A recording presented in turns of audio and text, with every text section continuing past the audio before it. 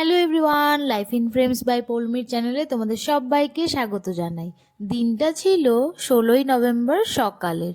আজ ছিল বৃদ্ধি অনুষ্ঠান, তাই সকাল সকাল দিদিকে রেডি করিয়ে দিয়েছি আমরা সবাই মিলে। আর আমরাও রেডি হয়ে নিয়েছি। দিদিকে এইরকম বেশে দেখে মায়ের চোখে জলই এসে গেছিলো।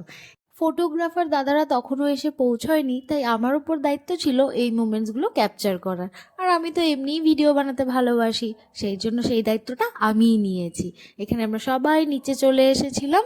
এইখানেই দিদির বিয়ের কাজগুলো সব হচ্ছিল, আর আরেক সাইডে মণ্ডপটা সাজানো হয়েছিল। আর রাতে আজকে এখানেই মেহেন্দিটা হবে। আমার বাবার কিছু শারীরিক অসুস্থতার জন্য বৃদ্ধির কাজটা সম্পূর্ণ করলো আমার মেজদা। আর ওদেরকে এরকমভাবে একসাথে বসে থাকতে দেখে মেজদার মেয়েটা কি বলে উঠলো জানো, মাম্মা, বাবার কি শিউলি পিপির সাথে বিয়ে হয়ে যাচ্ছে?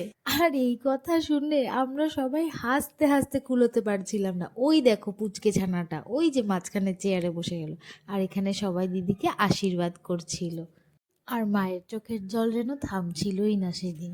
আসলে দিদি তো হোম টাউনেই জব করতো, তাই দিদির বিয়ে হয়ে যাচ্ছে বললে মা খুব একা হয়ে যাবে এই কথাটা ভেবেই হয়তো এত কান্না পাচ্ছে। বিয়েটা যেহেতু ভবন থেকে হচ্ছিল, তাই জন্য এই রিচুয়ালসগুলো এইভাবে একটা কাঠের তক্তার উপরে করা হয়েছিল। হয়ে গেছে বৃদ্ধির কাজ সম্পন্ন। এখানে বাবা মাকে আশীর্বাদ করে নিল। দিদি বসে পড়েছে মেহেন্দি পড়তে, আর আমরা যাব এবার গঙ্গা নেমন্তন্ন করতে। যেহেতু নদীটা একটু দূরে, সেই জন্য আজই গঙ্গা নেমন্তন্ন করে তাকে একেবারে নিয়ে আসব। আমি পরেছিলাম একটা সি গ্রিন কালারের অর্গানজা। আমরা গঙ্গা নেমন্তন্ন করতে যাব বলে সবাই একটা গ্রিন বা ব্লু শেডের কাছাকাছি ড্রেস পরেছি। কি সুন্দর লাগছিল সবাইকে। আর দেখো এখানে জিজুদের বাড়ির ওরাও সবাই একই সময়ে এসেছিল। বড় বৌমনি দিদিকে মেহেন্দি পড়াচ্ছিল জন্য ও আসতে পারেনি, আর আমরা এই কজনই এসেছিলাম। আমাদের সবাইকে কেমন লাগছে সেটা অন্তত তোমরা কমেন্টস করে জানাতেই পারো।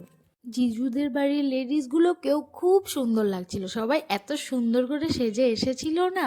বিশেষ করে জিজুর দিদি, এই দেখো ওকে কি সুন্দর লাগছে না। একটু সন্ধে সন্ধে হয়ে গেছিল জন্য ভিডিওসগুলো ক্লিয়ার ছিল না, আর লাইটটাও ওখানে কম ছিল, সেই জন্য আর কি।